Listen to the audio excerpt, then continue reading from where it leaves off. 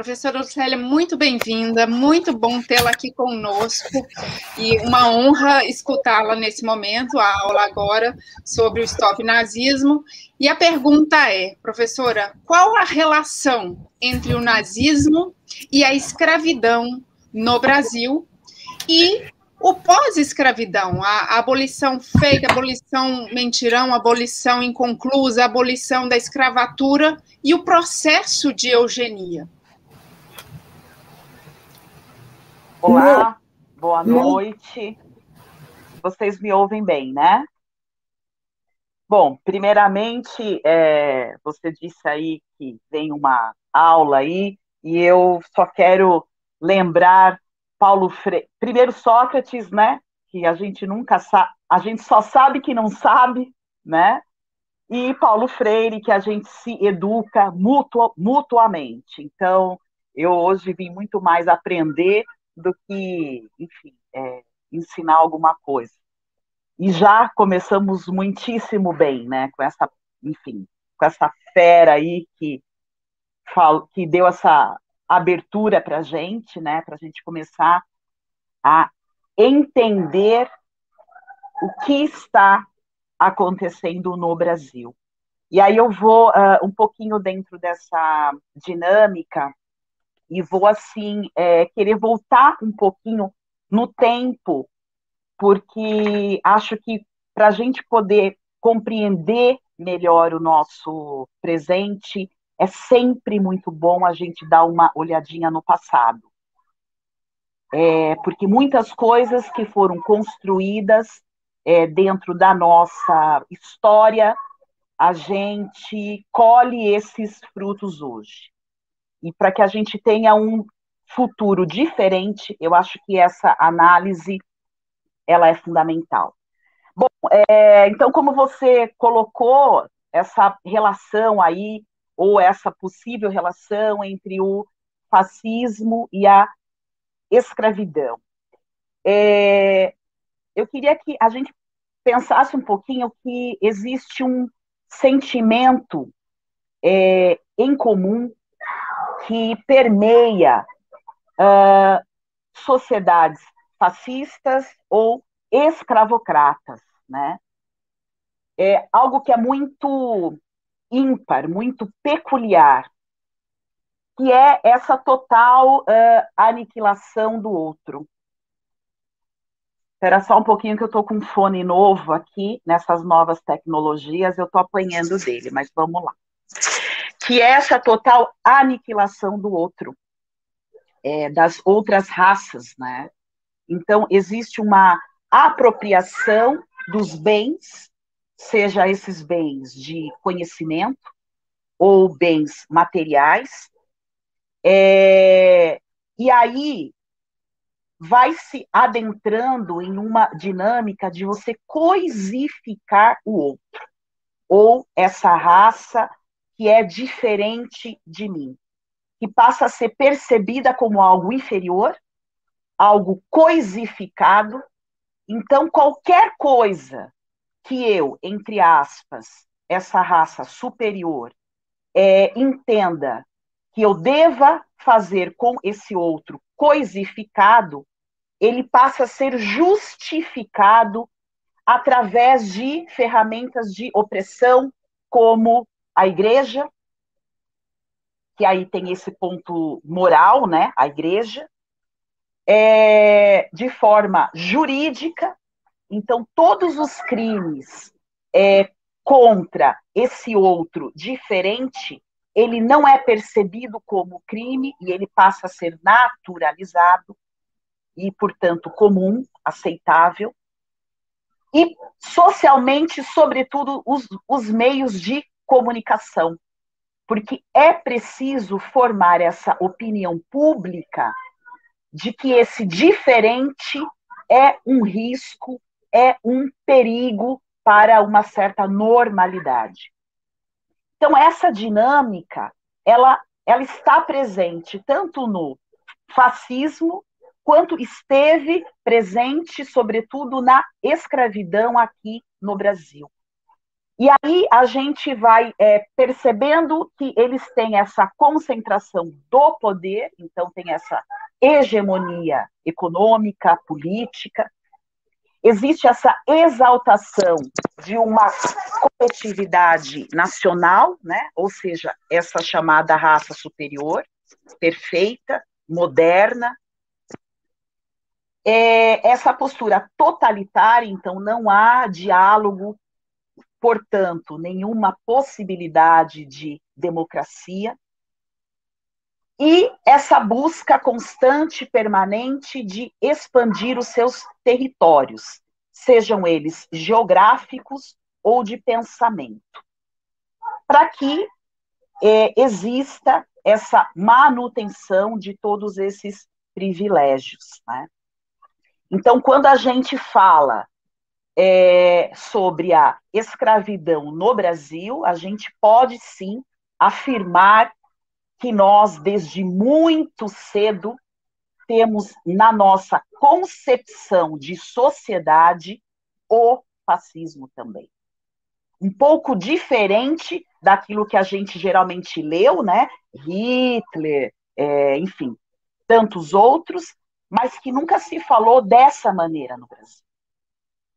Outro ponto importante é a eugenia, que logo após essa suposta abolição da escravidão, foi uma ferramenta científica, né, utilizada de forma bastante ampla para embranquecimento da população, tendo como finalidade que era preciso a gente evoluir enquanto sociedade, se limpando de um passado, que nós sabemos que era um passado preto.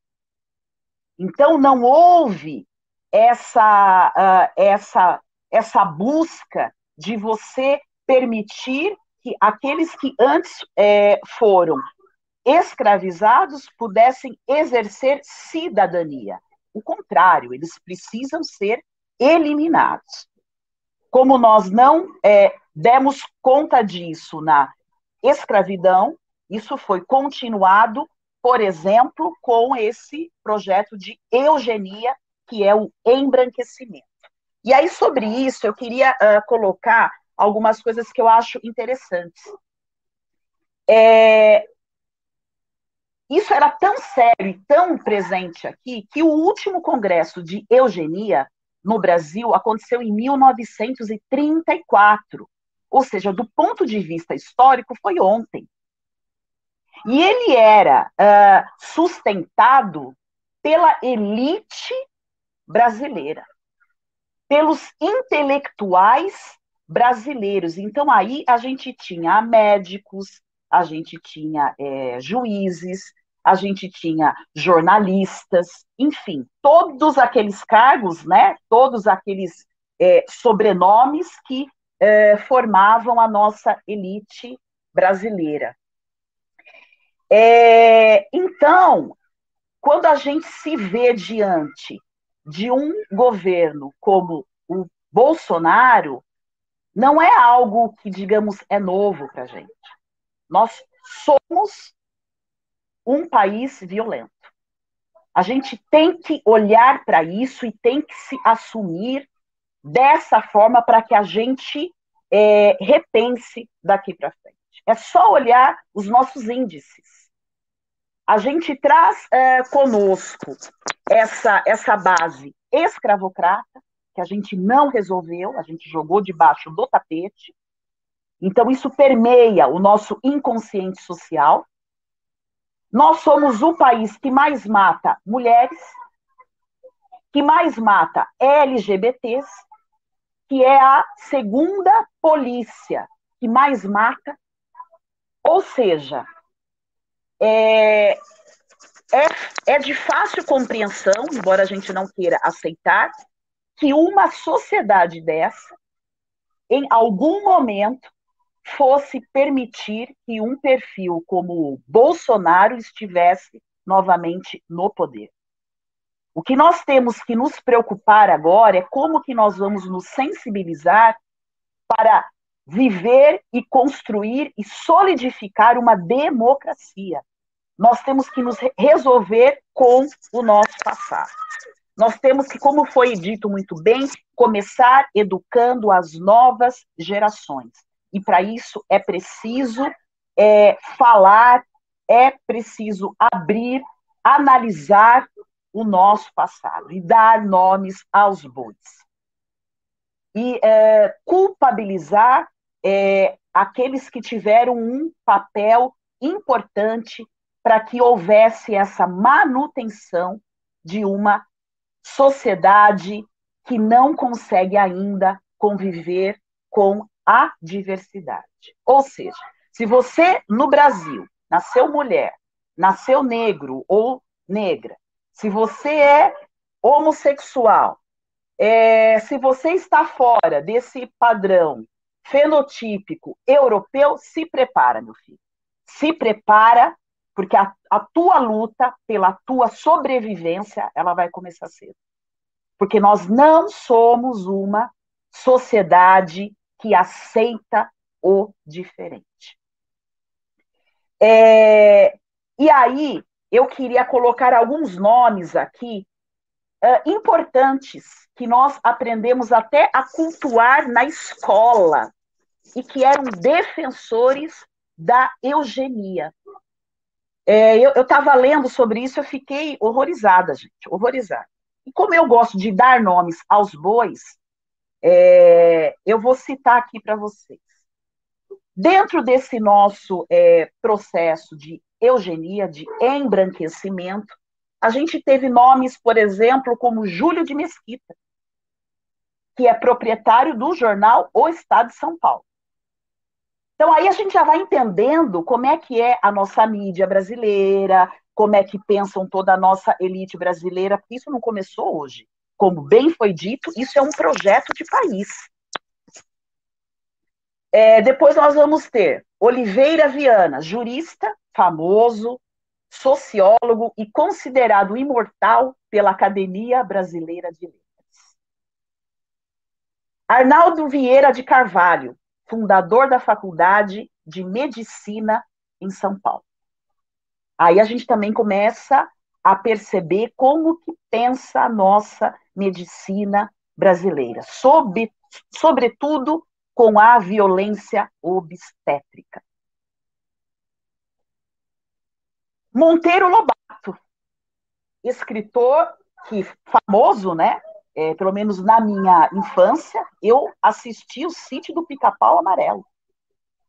Quer dizer, quanta mensagem, quanto conceito racista que vai sendo passado de maneira sutil, engraçada, e isso vai formando a nossa personalidade. Isso vai indo lá para o nosso inconsciente coletivo, não tem jeito.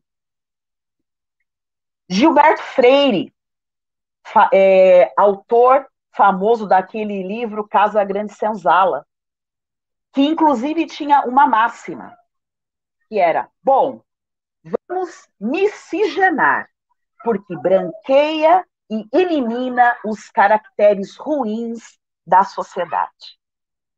Então, esses são exemplos dessas mentes, né, intelectuais, brilhantes, pensantes, que formam esse grupo de pessoas influentes e que foram importantes para essa formação da chamada sociedade brasileira, que nunca assumiu a sua forma violenta, a sua forma racista de tratar os seus. E querem fazer com que a gente engula esse padrão que não é nosso, um estilo de vida que não é nosso, e que causa aquilo que a gente até falava, uma esquizofrenia social. Porque hoje nós temos pessoas que estão totalmente fora desse padrão europeu, que defende essa coisa que está hoje no poder. Quer dizer, a gente pensa, a gente só pode perceber que realmente existe um rompimento com a realidade. E para finalizar aqui a minha fala, eu quero terminar com uma citação da Patricia Hill Collins, que é uma autora feminista, negra, americana, da qual eu gosto muito. Tentando trazer essa provocação. Como que a gente resolve isso agora? Novas maneiras de pensar, desacompanhadas de novas maneiras de agir, oferecem possibilidades incompletas de mudanças. Para chegarmos naquele pedaço do opressor que está plantado profundamente em cada um de nós, precisamos também mudar nossos comportamentos diários. Como Audre Lorde aponta, as mudanças começam dentro de si. E as relações que temos com aqueles ou aquelas que estão à nossa volta devem sempre ser o primeiro e privilegiado lugar para qualquer mudança social. Então, que, apesar dessa nossa fala aqui hoje, a gente saia daqui com essa tarefa, achar dentro da gente esse opressor. Porque é isso que manteve uma Alemanha, é isso que manteve uma Itália, é isso que está mantendo um Bolsonaro. Cidadãos de bens, pessoas comuns, que não entenderam que precisam reverter, reavaliar e faxinar as opressões que nós fazemos diariamente. Obrigada. Gente, olha, professora, muito obrigada, que alegria essa escuta. Escutar você e as palmas aqui estão no bate-papo também. Pessoal do bate-papo comentando muito. Professora Lucélia, esse tema é muito importante, que precisa ser estudado, dar nome aos bois.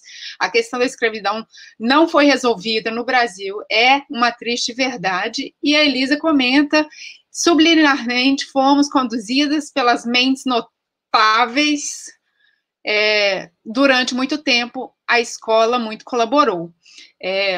Eu já vou passar para uma outra professora que agora está lá no território alemão, e eu queria só mencionar uma citação também da professora Lucélia, antes dela sair do quadro grande, que nós somos um país... Ela deu em 10 minutos, né, gente, uma aula de formação da sociedade brasileira. Olha só, que genialidade. Eu queria, uma citação dela, é que o Brasil, incluindo todos nós, todas, todos e todos, somos um país de capitães e capitãs do mato e princesas de síndrome de Isabel, e uns mais que outros conseguem arrancar suas cascas coloniais. Uns ainda não conseguem, é tão profunda que ficam aí repetindo os bolsonarismos da vida. Quem defende você é o PT. Prato cheio, salário